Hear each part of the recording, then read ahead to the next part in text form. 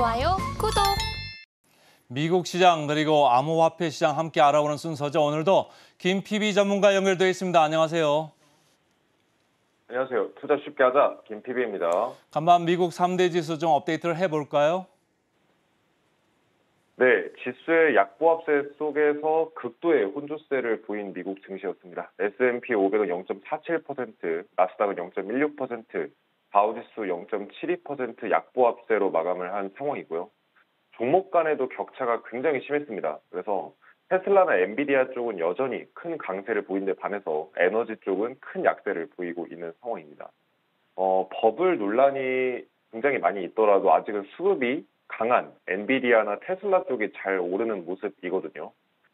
근데 이제 최근에 짐 크레이머가 시장이 이제 과열이다 이렇게 지금 얘기를 해오고 있는데 사실은 좀 재밌는 거는 짐 크레이머가 얘기를 하면은 자주 시장과 반대로 가는 경향이 있었습니다.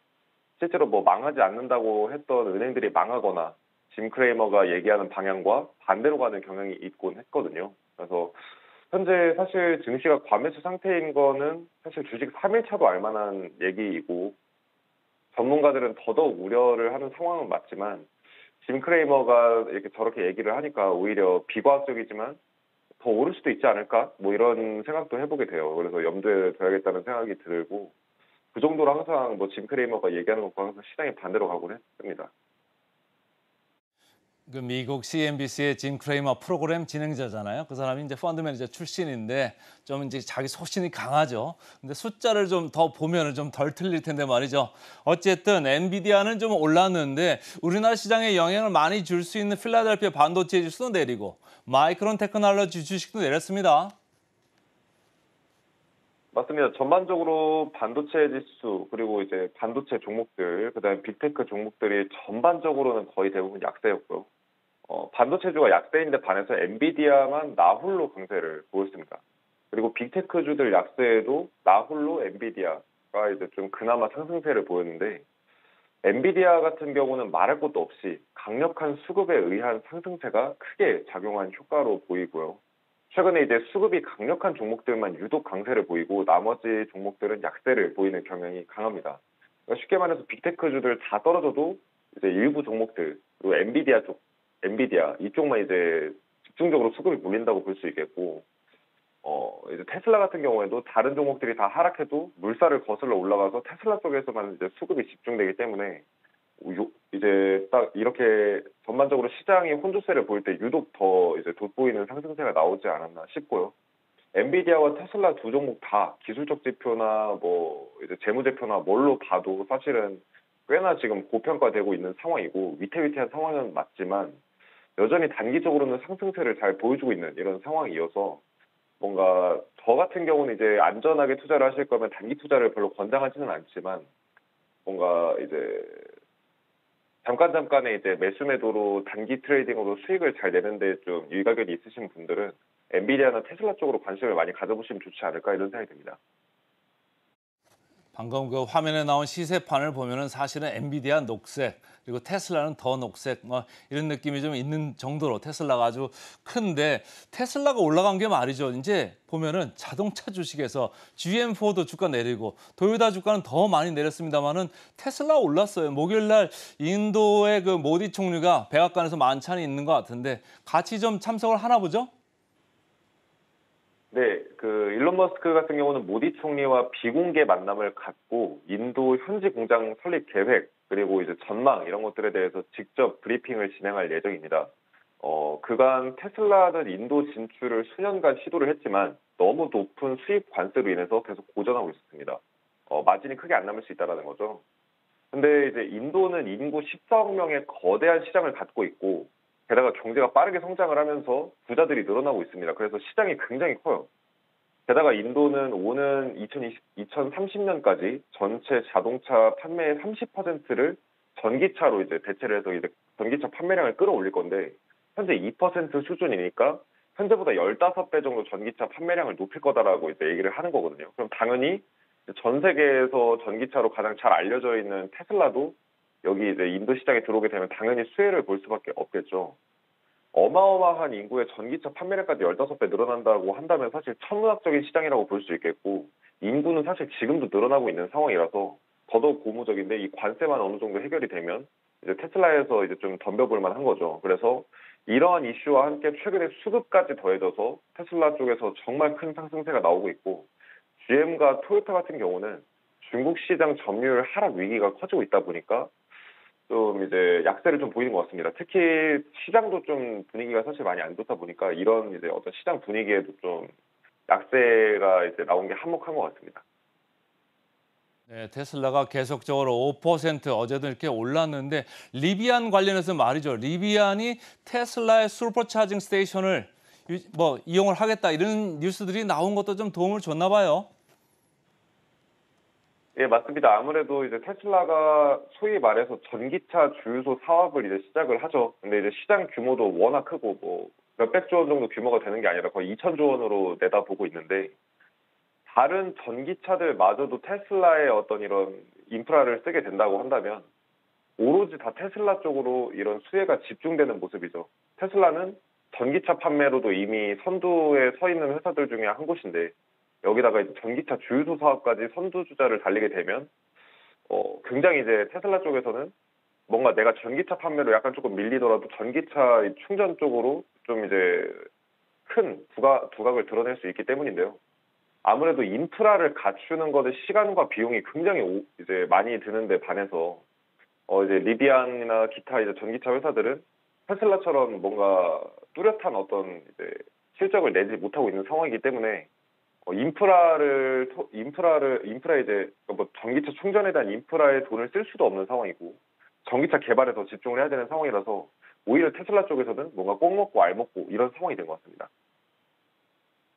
자, 테슬라를 둘러싼 각종 호재가 지금 만발을 하고 있습니다. 계속적으로 좀 뉴스 흐름을 좀 지켜보시면 좋을 것 같고, 자, 지금 어제 장이 다 빠졌습니다. 특히 다우존스가 더 많이 빠졌잖아요. 구경제라고 할 수 있는 캐터필러, 나이키, 아디다스 이쪽도 좀 많이 밀렸습니다. 예, 맞습니다. 전반적으로 경기에 대한 우려감, 그리고 고평가 우려감, 이게 동시에 작용을 하면서 경기 민감주, 소비재주 전방위적으로 약세를 좀 보인 것 같습니다. 특히 캐터필러 같은 경우는 그간 2주 동안 20% 이상의 상승세를 보였다가 고점에서 현재 숨고르기를 하고 있는 상태고요. 그간 주가가 단기적으로 가파르게 올랐기 때문에 당연히 쉬어가줘야 되는 구간이 왔다고 저는 보고 있고 기술적 지표 상으로는 불장 수준의 과열 신호가 포착되기 시작했습니다. 그래서 숨고르기를 잘하면서 230달러 이하를 깨지지 않고 이제 시장도 분위기가 좋다라고 한다면 다시 반등의 기회는 있을 것 같은데 나이키 같은 경우는 이제 또 그간 5월부터 20% 내외로 또 하락을 크게 했었죠. 그러다가 이제 큰 약세를 보이다가 바닥권에서 큰 반등이 다시 이제 나왔던 상황이었는데 또다시 이제 약세를 보이면서 뭔가 이제 하락세가 더 강해지고 있는 이런 큰 변동성을 보여주고 있는 상황입니다. 투자자들도 갈피를 못 잡고 있는 것 같습니다. 그래서 경제 지표로는 이제 경기와 소비가 계속해서 악화되고 있는데 반해서 시장은 또 강세를 보이고 있기 때문에 투자자들도 지금 이제 분위기가 굉장히 좀 혼조세인 이런 상황이지 않나 이런 생각이 듭니다. 사실 투자자들이 지금 혼돈을 지금 하고 있는 거는 중국하고 미국하고 지금 매크로 시장이 좀 달라서인 것 같은데 미국 쪽 보면은 주택 시장 괜찮고 그래서 우리나라 건설기계 쪽 요새 업종이 상당히 강했거든요. 그런데 중국 쪽에서는 최근에 금리 인하를 찔끔 했습니다마는 예상보다 좀 현찮다 이런 생각들이 좀 있는 것 같아요. 예, 맞습니다. 중국은 또 이제 전 세계 공장이지만 또 이제 동시에는 전 세계 최대 이제 소비 시장 중에 한 곳인데 중국 같은 경우에 지금 청년 실업률이 20%대에 달합니다. 그러니까 미국이랑 한국이 보통 이제 7, 8% 정도대 되니까 이제 일반적인 우리 국가들에 비해서 거의 한 3배 정도의 청년 실업률을 이제 나타내고 있는 거죠.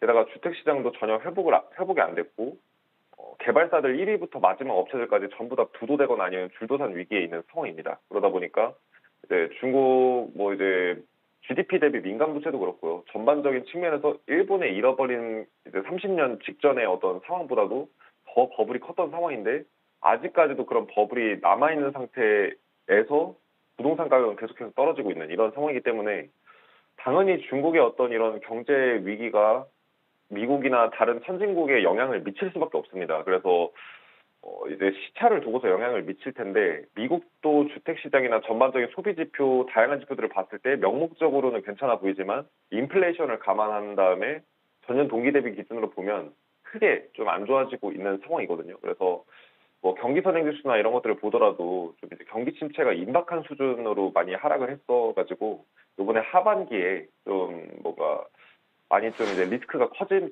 수 있는 이런 시장이라고 보고 있습니다. 자, 시장 관련, 매크로 관련 거기까지 정도 하고요. 이제 코인 시장으로 가볼까요? 비트코인 뭐 많이 떨어져가지고 25,000 깨나? 이렇게 했더니 어느덧 또 반등을 이렇게 세게 했네요. 예, 맞습니다. 비트코인이 너무 좀 최근에 약세를 보였고 재미없는 흐름을 보여서 사람들도 많이 우려를 했는데 갑자기 하루 만에 이제 5% 이상 상승을 하면서 사람들의 이제 뭔가 기대감을 이제 채워주고 있는 이런 상황입니다. 그러니까 증시는 하락한 데 반해서 비트코인은 계속 급등을 하면서 여전히 단기적으로는 계속해서 디커플링을 보여주고 있는 상황이거든요. 비트코인은 5%, 이더리움 2.7%, 솔라나 3.8% 정도 상승해서 마감을 했고 나머지 종목들도 대체적으로 강세 또는 강보합세를 보이고 있습니다. 근데 이제 아무래도 블랙록 현물 ETF 신청으로 인한 기대감이 가장 이제 크지 않나 싶고요. 게다가 최근에 옵션 투기 자금이 증가를 다시 하면서 상승에 투기하는 자금들이 다시 저가 매수세로 들어오고 있는 상황입니다. 그래서 28K를 강하게 돌파한 상황이기 때문에 완전히 28K 구간에 안착하는지 한 1, 2주 정도 지켜보면 좋을 것 같고요.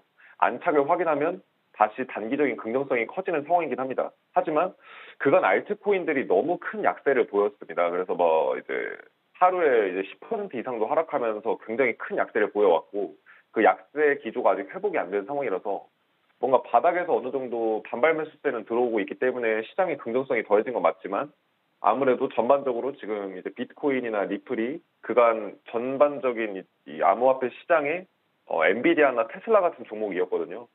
근데 최근에 이제 리플 관련된 수급은 조금 이제 사그라들고 비트코인 쪽으로 다시 몰리고 있는데 비트코인이 유독 큰 강세를 보이고 있지만 알트코인들은 더 크게 무너지고 회복을 못하고 있는 모습입니다. 근데 알트코인들의 흐름으로만 봤을 때는 지금 뭔가 아직까지는 뭔가 약세가 끝나고 강세가 다시 전환했다라고 보기는 힘들 것 같고 며칠 동안 좀 지켜봐야 될 것 같고요. 블랙록 현물 ETF를 이제 며칠 전부터 계속 저희가 얘기를 나누고 있는데 이 블랙록의 현물 ETF가 승인이 되면 기관 투자자들의 자금이 이 시장에 더 크게 들어올 수 있기 때문에 초장기적으로 봤을 때는 엄청난 호재 중에 하나라고 저는 보고 있습니다. 단기적인 측면에서도 가격적인 측면에서 충분히 호재가 됩니다. 왜냐하면 이제 어떤 ETF가 실제로 승인이 되면 실제 현물 ETF의 승인이 지금까지 없었기 때문에 꽤나 어떤 가격도 크게 상승할 수 있는 이슈가 될 수 있습니다. 그래서 그런 부분에 대해서는 긍정적인 건 맞지만 현재 들어와 있는 암호화폐 시장에 들어와 있는 기관 자금도 계속해서 나가는 상황인데다가 중요한 건 사람들의 수요죠. 지금은 펀드 매니저들이 대체적으로 위험자산 투자를 기피하려는 성향이 강해졌다는 점을 고려를 해봤을 때는 과연 이제 현물 ETF가 승인이 되더라도 이 암호화폐 시장의 뭔가 흐름 자체를 바꿀 수 있는 수준의 자금이 들어올 수 있겠느냐라는 어떤 걱정이 있습니다. 그래서 몇 주가량 정도는 만약에 이제 비트코인 현물 ETF가 승인이 되면 몇 주가량 시장이 괜찮게 반등을 할 수 있는 이슈는 맞고요. 하지만 결국 이슈와 무관하게 중장기적으로는 시장 추세에 따라서 순응할 거라고 저는 보고 있기 때문에 ETF 이슈는 뭔가 단기적인 방향으로 좀 대응을 하면 좋지 않을까. 그리고 차라리 초장기적, 뭐 5년, 10년을 보고서 좀 이제 대응하는 이런 이슈로 가야 되지 않을까. 이렇게 좀 생각을 합니다.